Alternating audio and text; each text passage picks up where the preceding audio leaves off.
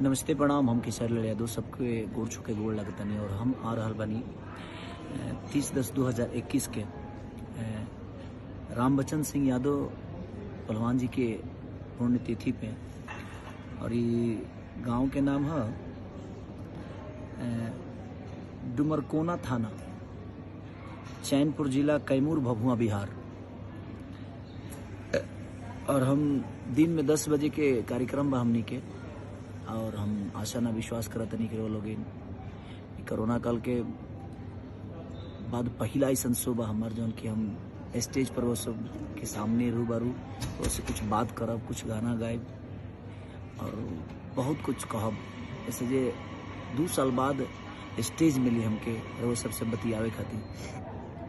तो भभुआ जिला में, कैमूर, भभुआ, बिहार, डुमरकोना थाना, चैनपुर जिला, कैमूर, भभुआ, बिहार।